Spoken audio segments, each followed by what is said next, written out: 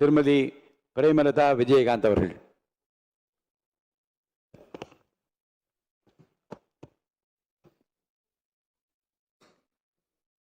பேரவைத் தலைவர் அவர்களே, முதலமைச்சர் அவர்களே, எதிர்க்கட்சி தலைவர் அவர்களே, சட்டமன்ற உறுப்பினர்களே, மதசார்பற்ற வெற்றி கூட்டணியினுடைய தலைவர் அண்ணன் ஸ்டாலின் அவர்களுக்கும், தேசிய முற்போக்கு திராவிட கழகத்தின் நிறுவன தலைவர் புரட்சி கலைஞர் கேப்டன் அவர்களை வணங்கி, இந்த வரலாற்று சிறப்புமிக்க இந்த அவையிலே இன்றைக்கு மிக முக்கியமான நாளான இந்த நாளில் என்னுடைய உரையிலே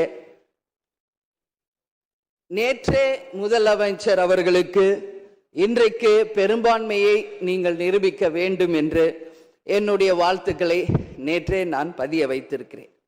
அதே போல முதலமைச்சர் அவர்கள் செய்த நல்ல விஷயங்களையும் நாம் பாராட்டி இருக்கிறோம். எதிர்கட்சிகளை எதிரி கட்சியாக நினைக்காமல் அனைவரையும் சந்தித்து அரசியலில் ஒரு மாண்பையும் மரபையும் நீங்க ஏற்படுத்தியிருக்கீங்க, வரவேற்கத்தக்கது. அதுபோல உங்களுடைய முதல் அறிவிப்பிலேயே சிங்கப்படை பெண்களை பாதுகாக்கவும், அதே போல மதுக்கடைகளை மூடுவோம் என்று சொன்னதும் மக்களால் வரவேற்கப்பட்டது. அந்த வகையில் முதலில் 717 மதுக்கடைகளை மூடியது ஒட்டுமொத்த தமிழக மக்களால் வரவேற்கப்பட்டது. கோவில்கள் மற்றும் பள்ளி வளாகங்கள் அருகில் இருந்த மதுக்கடைகளை முதல் முறையாக நம்ம ஃபர்ஸ்ட் ஸ்டெப்ல இன்னைக்கு மூடியிருக்கோம். அடுத்தது இன்றைக்கு மீனவர்களை பாதுகாக்க ஒரு அறிவிப்பு அரசாங்கத்தின் மூலம் வந்திருக்கிறது. அதையும் தேமுதிக வரவேற்கிறது.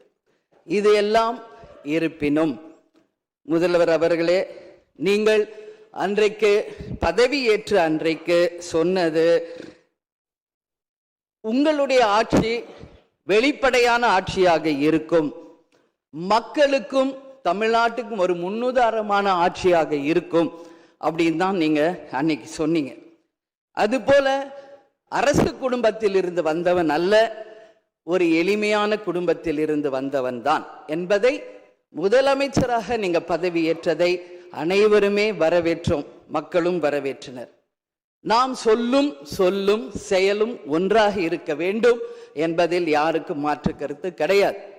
வரலாற்று சிறப்புமிக்க இந்த அவையில இன்றைக்கு பெரும்பான்மையை நிரூபிக்க வேண்டிய தருணத்தில் முதல் முறையாக மனவேதனையோடு நான் பதிய வைக்கிறேன், இங்கு குதிரை பேரம் நடந்ததாக இன்றைக்கு எதிர்கட்சிகள் அத்தனை பேருமே அதை சொல்லும் பொழுது, இதுவரை தமிழக அரசியல் வரலாற்றில் நடக்காத ஒரு விஷயம், அதுவும் இந்த வரலாற்று சிறப்பு மிக்க இந்த அவையிலே இந்த முக்கியமான நாளில் அதை பற்றி பேச வேண்டிய ஒரு நிலையை ஏற்பட்டதற்காக உண்மையில் நான் மனம் வேதனை அடைகிறேன்.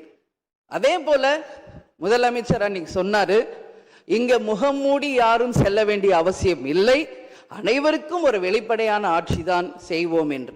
அப்படி இருக்கையில் முதல்வர் அவர்களை சந்திக்க யார் முகத்தை மூடிக்கொண்டு அன்று வாகனத்தில் சென்றார்கள் என்பதை நிச்சயமாக மக்களுக்கு தெரியப்படுத்த வேண்டும் என்பதை இந்த நேரத்திலே நான் கேட்டுக்கொள்கிறேன்.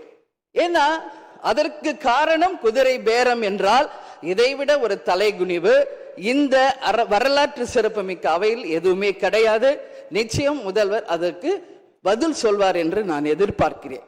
அதே போல அரசு குடும்பத்தில் இருந்து நான் வந்தவன் இல்லை என்று முதல்வர் சொல்லும் பொழுது வரவேற்றார்கள் அனைவரும். ஆனால் இன்றைக்கு அவருடைய ராஜகுருவாக இருப்பவரை மிஸ்டர் ரத்தன் பண்டிட் என்பவரை அரசியல் சிறப்பு அதிகாரியாக அரசு வேலையில் அமர்த்தியதை ஒட்டுமொத்த தமிழக மக்கள் சார்பாக வன்மையாக இந்த வரலாற்று சிறப்பு மிக்க அவையில் நான் அதை குறிப்பிட கடமைப்பட்டிருக்கிறேன். அப்படி உங்களுக்கு ராஜகுருவா இருந்தா உங்க பர்சனலா அவரை வச்சுக்கணும். பட் அவரை அரசு உயர் பதவியில கொண்டு இளைஞர்களை நம்பி மக்கள் வாக்களிச்சிருக்காங்க. இந்த இளைஞர்களுக்கு நீங்கள் என்ன உதாரணத்தை சொல்கிறீர்கள், என்ன வரலாற்றை நீங்கள் சொல்ல விரும்புகிறீர்கள், வருங்கால இளைஞர்களுக்கும் எதிர்காலத்திற்கும் இதன் மூலம் என்ன மெசேஜ் நீங்க சொல்றீங்க அப்படிங்கறத நிச்சயம் தெளிவுபடுத்தணும். ஏன்னா இன்னைக்கு மக்கள் ஜனநாயகத்தை நம்பி இளைஞர்கள் கையில ஆட்சியை கொடுத்திருக்கிறார்கள். அப்போ வருங்காலம் இளைஞர்களும் வருங்காலத்திற்கும் இந்த அரசு ஒரு முன் உதாரணமா இருக்க வேண்டும் என்பதுதான் என்னுடைய ஒரு கோரிக்கை என்பதை இந்த நேரத்தில் நான் ஆணித்தரமாக பதிய வைக்கிறேன். அது மட்டும் கிடையாது, இந்த ஆட்சி மக்களுக்கான ஒரு நேர்மையான ஆட்சியா இருக்கணும். ஜனநாயகத்தின் மீதும் மக்கள் மீதும் நம்பிக்கை கொண்டு மக்கள் தீர்ப்பே மகேசன் தீர்ப்பு என்று சொல்லக்கூடிய அளவு எதிர்காலத்தில் இந்த ஆட்சி நிச்சயமாக இளைஞர்களுக்கும் எதிர்காலத்திற்கும் நல்ல வகையில எடுத்துக்காட்டாக இருக்க வேண்டும் என்று கேட்டுக்கொண்டு, நான் சார்ந்த இயக்கமான தேசிய முற்போக்கு திராவிட கழகத்தின் சார்பாகவும் எங்கள் நிறுவன தலைவர் அன்பு தலைவர் கேப்டன் அவர்களை வணங்கி விடைபெறுகிறேன். நன்றி, வணக்கம்.